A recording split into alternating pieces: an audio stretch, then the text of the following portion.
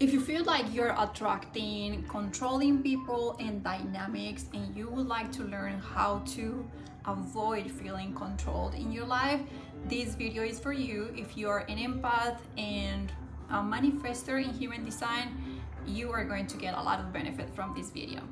I want to start the video by saying it's part of the spectrum of being a human. We all at some level control. We all at some level enjoy controlling things and people. Some people do it intentionally, some people do it without even realizing that we are doing it. I'm sure we all enjoy being able to decide, if we are with a group of friends, being able to decide, if we are going to go on a trip, deciding most of the activities we're going to do, especially if we are going to a place that we are super excited to go and we already have some ideas. We all enjoy that, right? The fact that everyone is going to end up doing, what we wanted to do. And a lot of the times there's a good intention in that, a lot of the times it's like you want everyone to experience the feelings that you think you expect everyone is gonna feel when you do those activities. But the root of why we control, where control comes from in humans, unfortunately, is the lack of trusting. I know, like we humans live very busy lives and we don't have much time to reflect about everything that we do.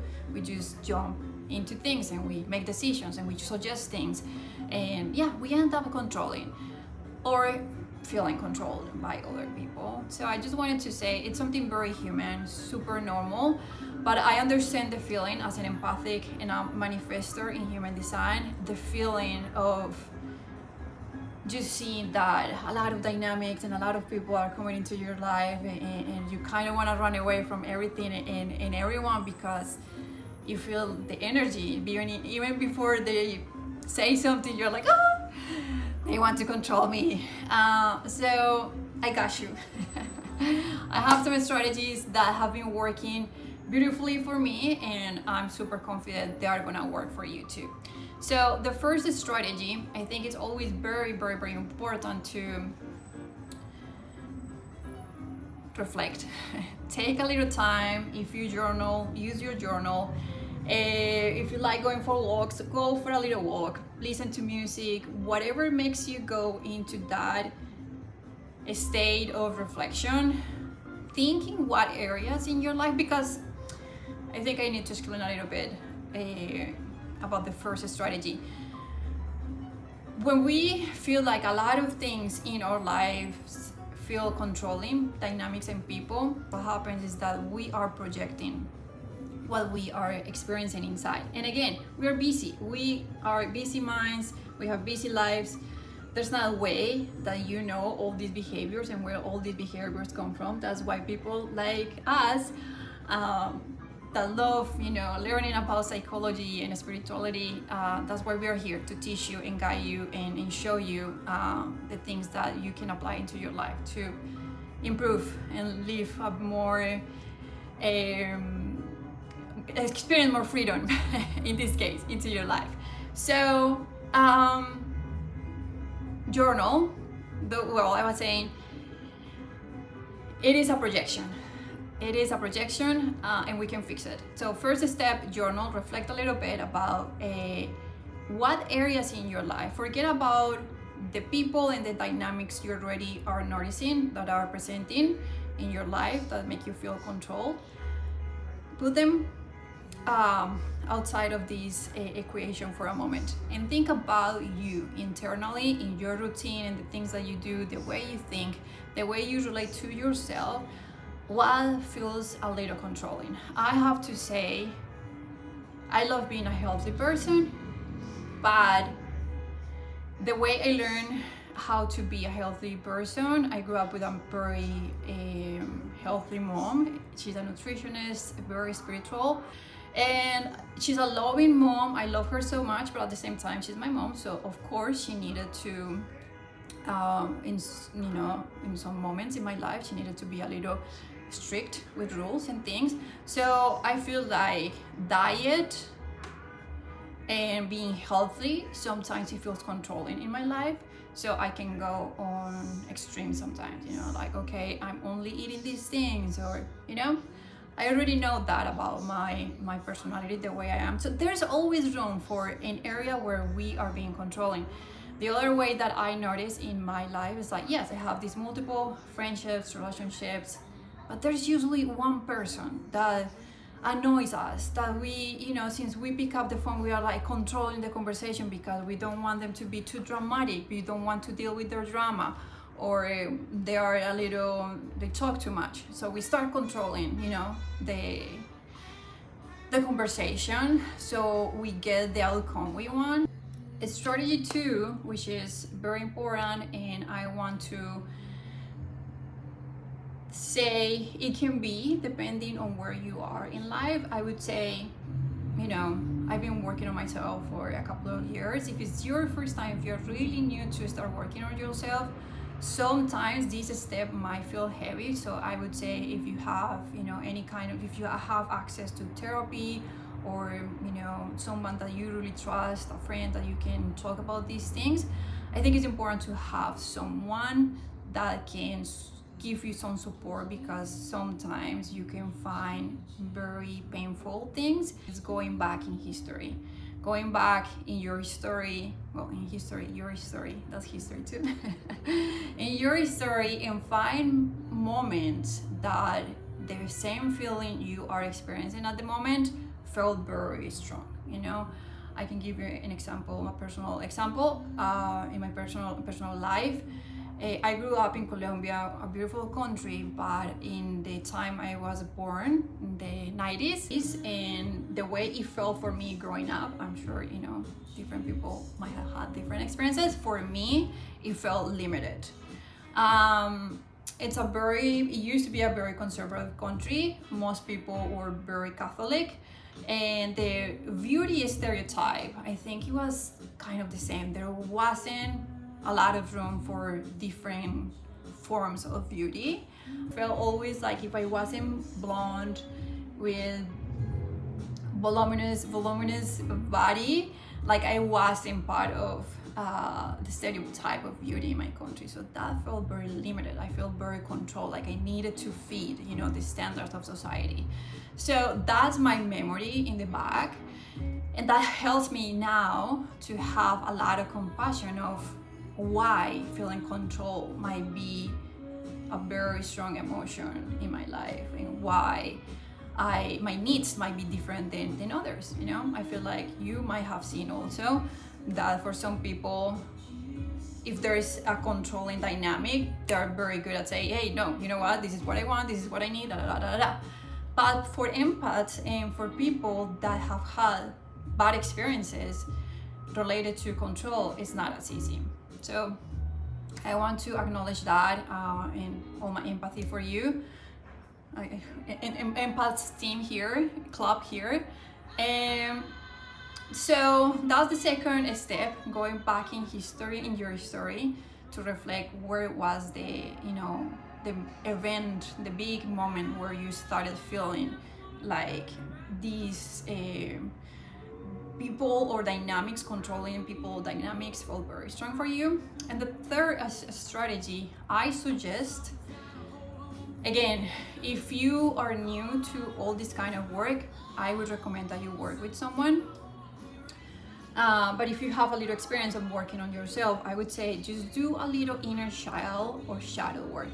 A lot of information on internet. You can ask ChatGPT, for some exercises, how to heal your inner child, how to work with your inner child. Some easy ways is, if you find already that memory or that time in your life that this feeling was very strong, sit with your inner child, try to connect with the energy of your little you, and talk to that little you, and tell the little you how free he or she is, and how he or she is allowed to experience unlimited freedom. Everyone has a different, way to do this. Like you say whatever you want to say, whatever makes your inner child, your little you feel good.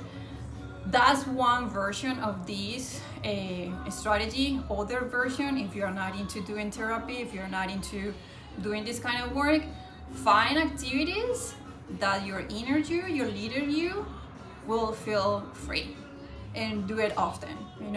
I love riding bicycles. Makes me the happiest and makes me feel so free. Find your version. Go dancing, dress up, go on the streets naked. I don't know, find your version. But those are two good ways to approach inner child work. And for shadow pretty much is just acceptance, right? There are different ways to approach shadow work, but the way I see it, and just to break it down easily for you, is just to accept the fact that control is a big theme for you. It might not be for your brother, your sibling, your parents, your friends, doesn't matter. Strategy number 4 is the most important. Please do not skip it. You will get a lot of benefits from doing 4 of them. After you reflected on how it's presented in your life, finding the root of where it's coming from, and giving your little you what it needs or what it needed in the past that didn't get. Now, the number 4 strategy is taking action. That's the way how we create the change, right? And I would say, as any habit, I think it's 21 or 28 days that you need to repeat the same habit until you can do it automatically. I think it's very important that we are consistent and committed to create this change. Otherwise, it's gonna keep presenting in your life. And the way we create the change, the way we change this behavior, in terms to controlling people in dynamics, it comes back to communication. Empaths, most of us are people pleasers, and if we're people pleasers, we probably are not the best at communicating. We are very intuitive, so we're very good at guessing what's the next thing, what everyone is doing, what everyone wants, what everyone needs, and we kind of forget about our own needs and wants. So I would say it's a strategy that is going to depend on where you are in the process. I would say 2-3 years ago, I was in a time in my life, in a moment in my life, where I was learning how to set out healthy boundaries. It was the first time that I took it seriously. I didn't even know how to do it. So if you already know how to set up healthy boundaries, it's a hard word for me to pronounce, it's gonna be a little easier. I just want to create a little awareness about this one, because it's gonna look different for everyone depending on where you are. If you're new to setting out boundaries, a bunch of amazing books, podcasts that you can find on internet, and it's one of those very personal, unique things to do. I am coming from a very passionate country where we communicate very directly, so I'm not gonna give you many examples of how you are gonna do it. I don't know where you are. You might be in a totally different country speaking a totally different language. So find your own way. Find people that really inspire you, that you can see that they set up very healthy boundaries. And these days, with social media, it's super easy to have access to all these kind of inspiring people. The way it's presenting in my life right now is that I feel like people have very big expectations. So it doesn't feel anymore like people are trying to make me do or say things, let's say, but it does feel like they have very big expectations about me. So that makes me feel controlled, like I cannot express myself freely. So I noticed that I probably need to be a little bit more vulnerable and sharing exactly the things that I want, the things that I need, the things that make me feel good. So it's something that I wouldn't have seen 3 years ago when I was at a place where I needed to say, set up maybe stronger boundaries with people. Now that I'm very comfortable with, those boundaries, it came back to my life to show me that there's still a little layer. There's always room to learn and improve things. This is all for today. I hope you guys enjoyed the video, and I hope these strategies serve you. Thanks so much for watching. I hope to see you on my next video. Peace and love.